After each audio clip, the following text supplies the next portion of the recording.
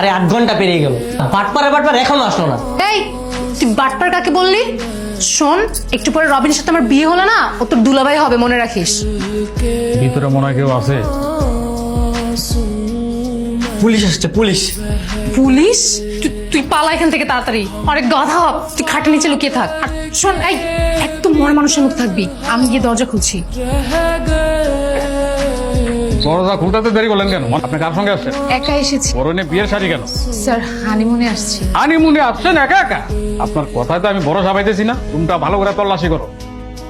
Sir, পাইছি sir. একদম কথা বলা যাবে না, নড়াচড়া করা যাবে না। নড়াচড়া করলে কিন্তু একদম গুলি করে দেবো। ঘটনা কি? স্যার, আমরা তো বিয়ে করতে এসেছি। কাজে অফিস তো নিচে। আসলে স্যার, যে বিয়ে করবে সে এখন আসেনি, তো তাই আমরা অপেক্ষা করছিলাম। মানে আমার সামনে জ্যান্ত দুইজন পাত্র পাত্রী দাঁড়ায় আছে, আবার বলতেছে যে পাত্র এখনো আসতে দেরি করছে। আসলে স্যার, কোনো কথা হবে না, একদম কোনো কথা হবে না। এখন আপনার কাজে অফিসে যাবেন, বিল্ডিং এর নিচে কাজে অফিস, সেখানে যাবেন। আপনাদের দুজনের বিয়ে পড়াই দিব, তারপর আপনাদের কাজ শেষ। কিন্তু স্যার, ওকে তো বিয়ে করা সম্ভব না স্যার। অসম্ভবকে সম্ভব করাই হচ্ছে পুলিশের কাজ, আর সেটা আমি করব। যদি আপনারা এই মুহূর্তে যদি কাজে অফিসে না যান, তাহলে থানায় যেতে হবে। থানায় গিয়ে দুইজনরে এমন ভাবে বাস ডলা দিব যে একদম সাইজ হয়ে যাবেন। কি থানায় যাবেন না কাজে অফিসে যাবেন?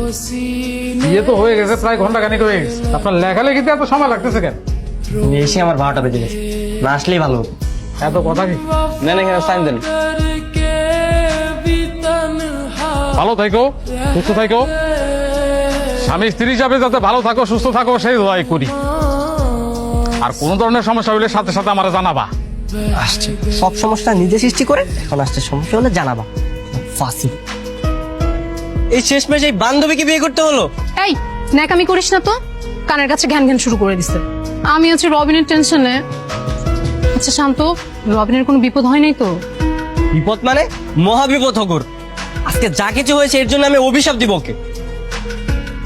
শান্ত, তুই তো দেখি মহা খারাপ রে। আচ্ছা শোন, এসব কিছু বাদ দিয়ে চল তোর বাসায় যাই। আমার বাসায় মানে? আমার বাসায় তোর কি কাজ? আমার বাসায় তোর কোনো কাজ নেই।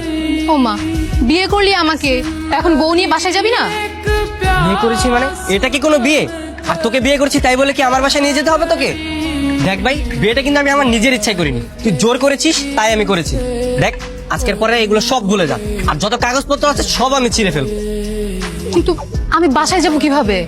আমি তো বাসা থেকে আসার সময় একটা চিঠি লিখে এসেছি যে আমি আমার প্রেমিককে বিয়ে করতে যাচ্ছি, বাবা আমায় মাফ করে দিও।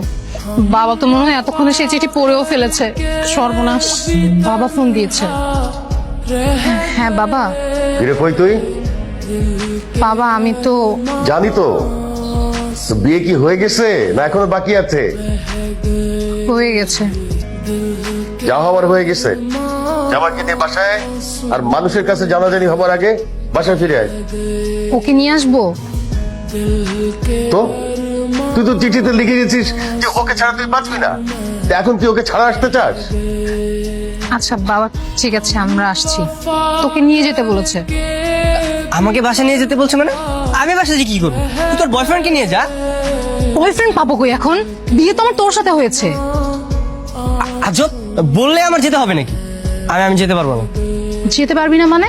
ঠিক আছে, তাহলে চল তোর বাসায় যাই। আরে আরে না না না না না, আমার বাসায় যেতে হবে না তোর। তোর বাসায় যাবি না, আমার বাসায় যাবি না, তুই যাবিটা কোথায়? চুপচাপ লাগেজটা নিয়ে আমার সাথে চল, ব্যাগ নে।